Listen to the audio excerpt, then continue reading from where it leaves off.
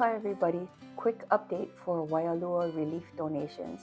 At the three-way stop, check if the road is open. If not, detour to the right on Kaukonahua Road.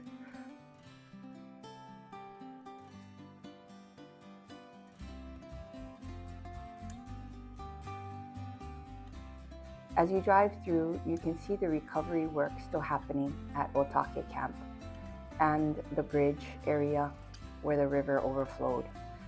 Keep going over the bridge, and then you're going to take the right up the hill,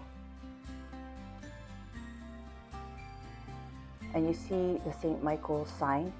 Turn right to go to St. Michael's Church, then an immediate left into the church driveway, and there you'll reach the donation drop-off area. You'll see at the very back of the church, behind the pews, the box for drop-off. Have a great day. Mahalo.